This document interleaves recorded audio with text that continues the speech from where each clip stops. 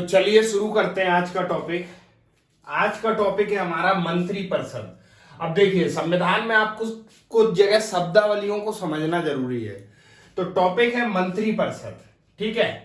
अब मंत्रिपरिषद में दो अनुच्छेद महत्वपूर्ण है, अनुच्छेद 74 और अनुच्छेद 75 व उसके कुछ खंड। तो सबसे पहले अनुच्छेद 74 देखते हैं।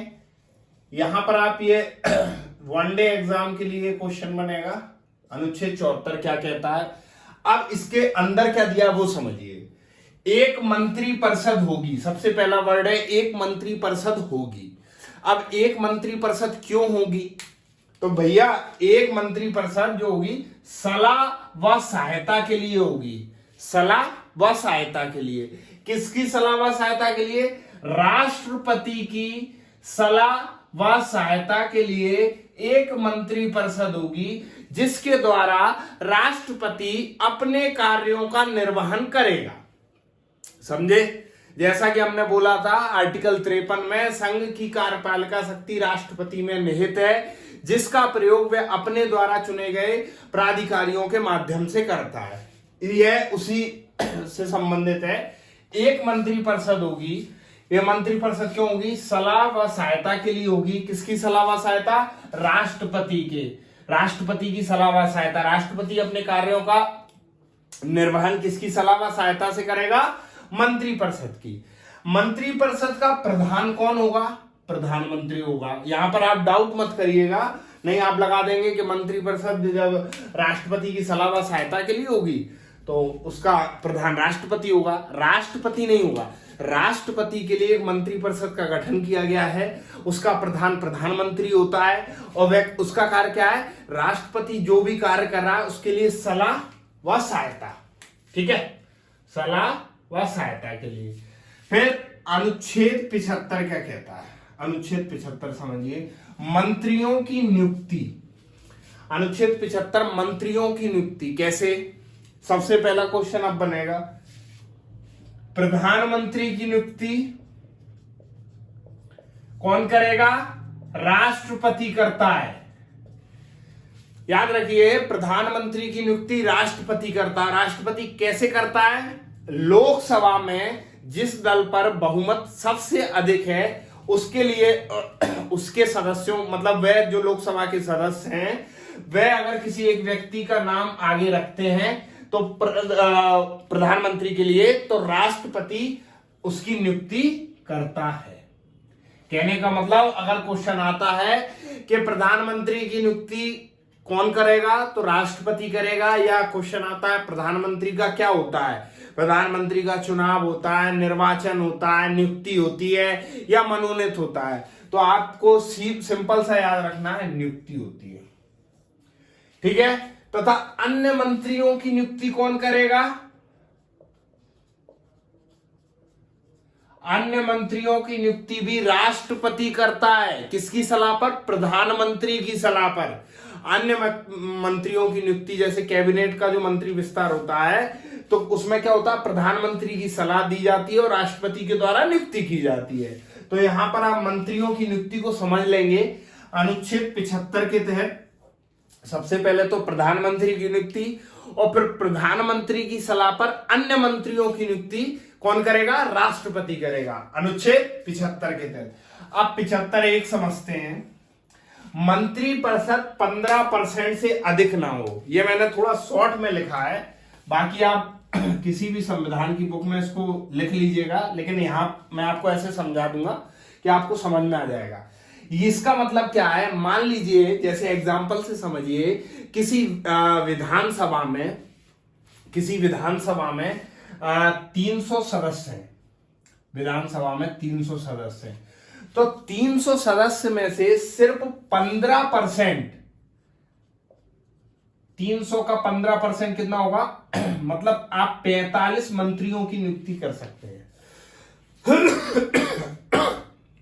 आप क्या कर सकते हैं? 45 मंत्रियों की नियुक्ति कर सकते हैं। एक सेकंड,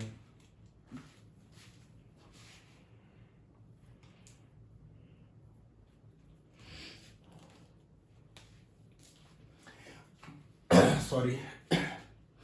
मतलब मंत्रिपरिषद में 15% से अधिक ना हो, मतलब जैसे विधानसभा है उसके जितने सदस्य हैं तो आप उसमें से कितने उनकी नियुक्ति कर सकते हैं, 15%। कितनों की कर सकते हैं, 15% मंत्रियों की नियुक्ति कर सकते हैं। ठीक है, अब ये व्यवस्था क्यों करी गई थी? ऐसी व्यवस्था एक समय उत्तराखंड में, जैसे टोटल विधानसभा की 90 सीटें थी तो 90 सीटों में 90 ही मंत्री बना दिए गए थे। तो ऐसी व्यवस्था से बचने के लिए 91वां संविधान संशोधन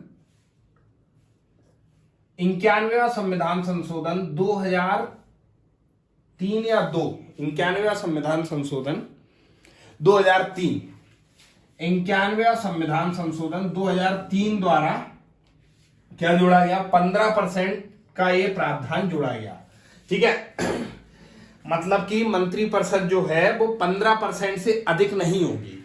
91वें संविधान संशोधन 2003 द्वारा ऐसी व्यवस्था जोड़ी गई।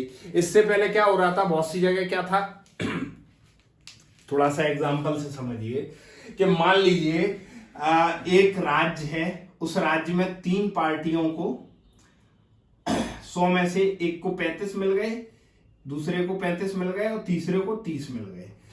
अब तीनों में से किसी को बहुमत नहीं मिला। अब ये ए, बी और सी, अब ये जो ए है और बी ये तो एक दूसरे के घोर विरोधी हैं, और तीसरा जो है ये क्या है, निर्दलीय है। तो अब ये ए इसे लालच क्या दे रहा है कि तुम 30 हमारे पास आ जाओ, हम तुम 30 को मंत्री बना देंगे। इससे पहले 91वां संविधान संशोधन 2003 से पहले क्या था कि हम तुम 30 आ जाओ, हम 30 को मंत्री बना देंगे। तो ये 30 क्या करते थे, लालच से यहां पहुंच गए और सबको मंत्री बना दिया।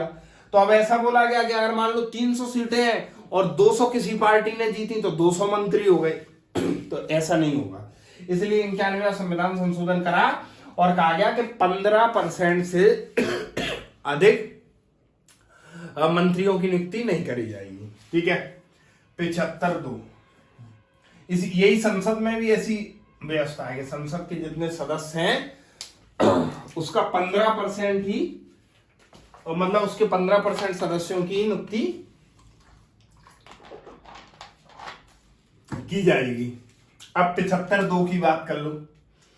मंत्री राष्ट्रपति के प्रसाद पर्यंत होंगे। ये प्रसाद पर्यंत का मतलब होता है राष्ट्रपति चाहे तब इन्हें हटा सकता है और चाहे तब इन्हें नियुक्त कर सकता है, मतलब उसके अनुसार होंगे, प्रसाद पर्यंत होंगे। लेकिन देखिए यहां पर आपको पहले शब्द का उपयोग समझना होगा, राष्ट्रपति की सहायता व सलाह के लिए मंत्रिपरिषद होगी।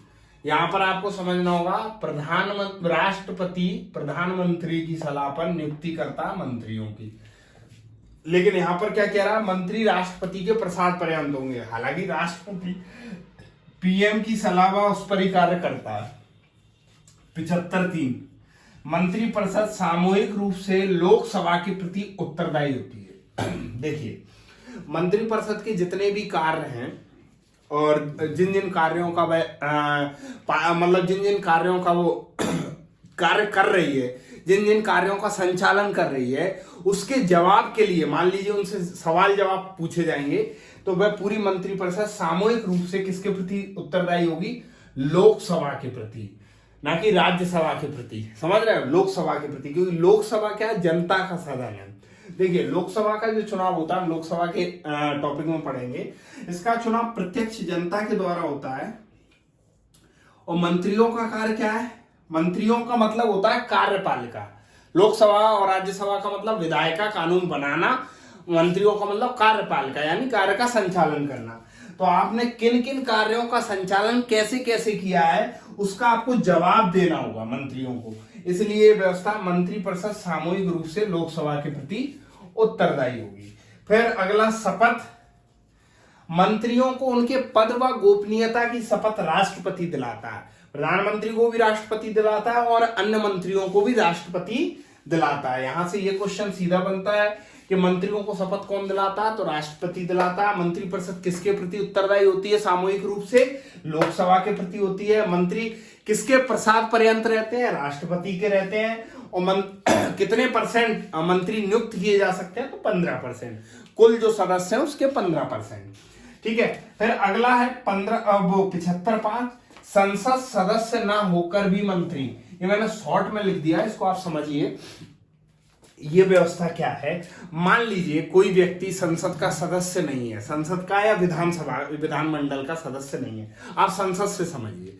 मान लीजिए कोई व्यक्ति संसद का सदस्य नहीं है, लेकिन फिर भी वो प्रधानमंत्री बन सकता है, फिर भी वो प्रधानमंत्री बन सकता है।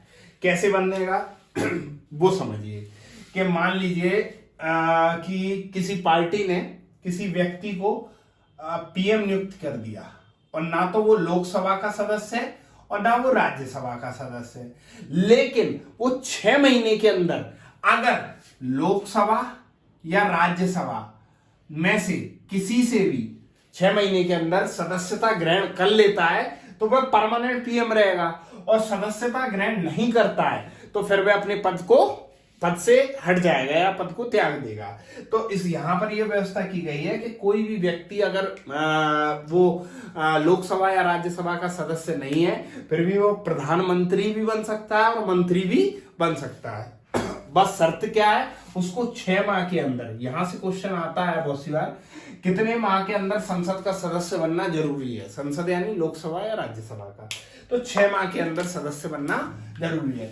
तो इस तरीके से हम मंत्री परिषद के टॉपिक को पढ़ लेते हैं। अब इसके बाद अगला टॉपिक होगा हमारा भारत का महान्यायवादी। चलिए चैनल को लाइक शेयर सब्सक्राइब करिए और आगे महान्यायवादी अगले टॉपिक में पढ़ते हैं।